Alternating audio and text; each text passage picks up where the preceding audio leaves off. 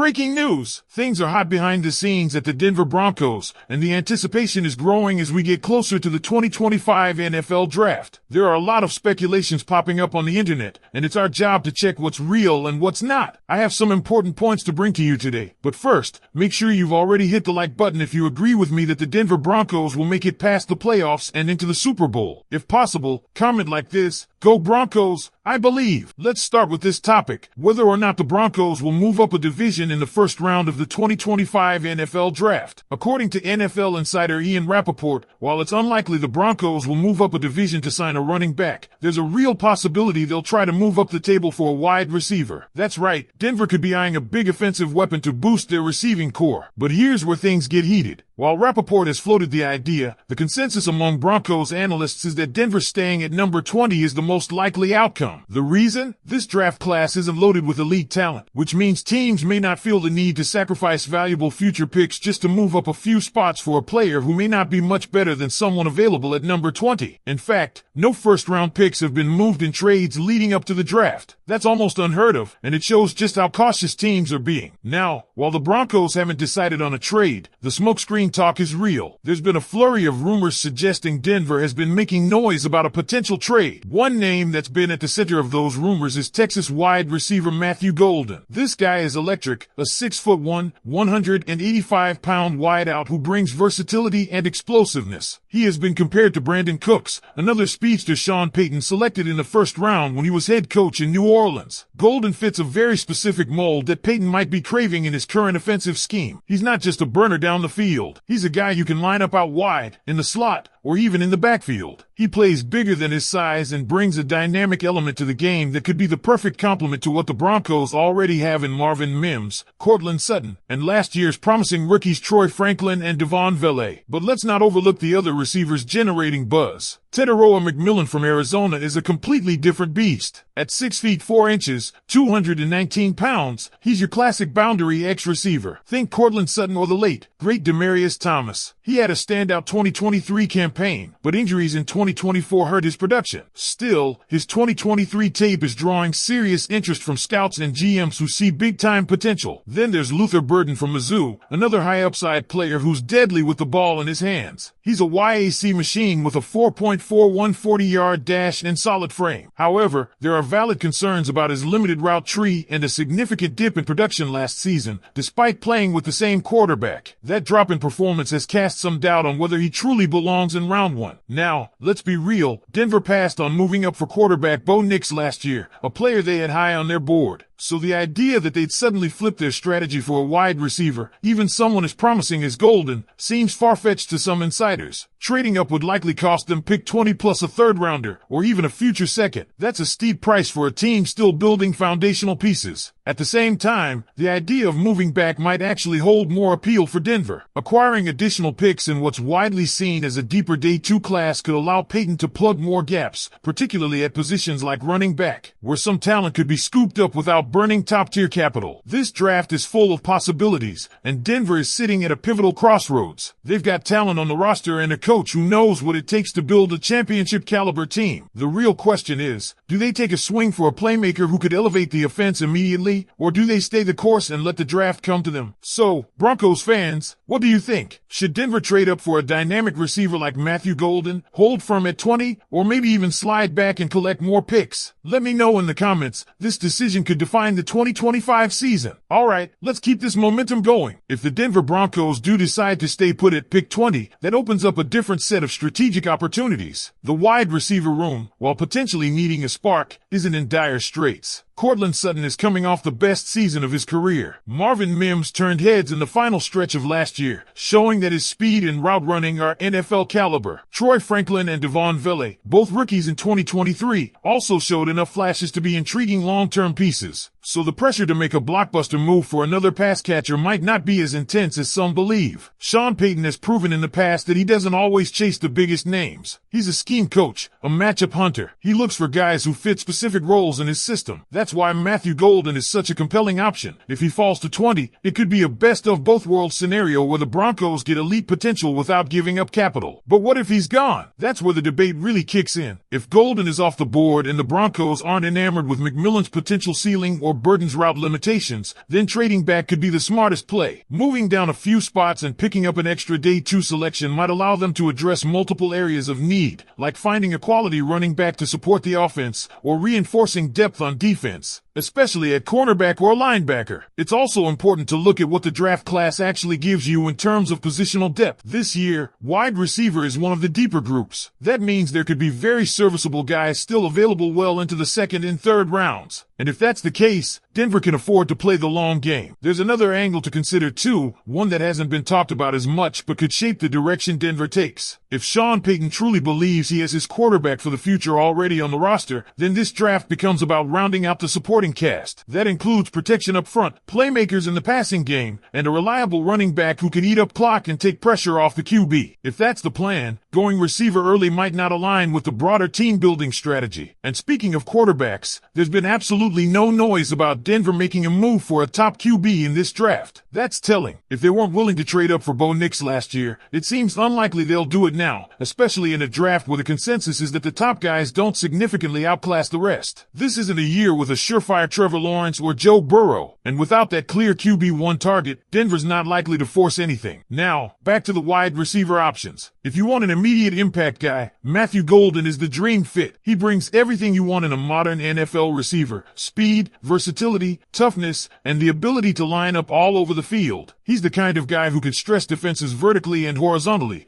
and Sean Payton is just the coach to unlock that kind of weapon. But if he's not there, reaching for McMillan or Burton could end up being a mistake.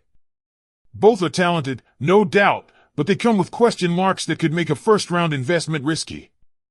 McMillan's size and catch radius are elite, but he doesn't separate well, and his regression in 2024 due to injury is a concern. He might be more of a long-term project than a day-one contributor. Burton, meanwhile, is lightning with the ball in his hands, but if you're drafting a round one receiver, you want someone who can run the full route tree, not just a gadget player. Sean Payton is meticulous. He's not going to throw darts blindly.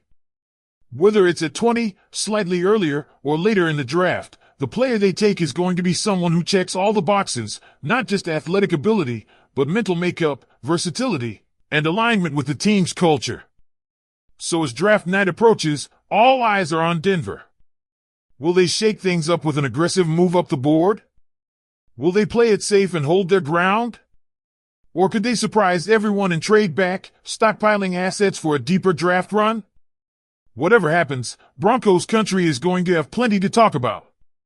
Smash that like button if you're hyped for the draft and believe Sean Payton has a master plan in place.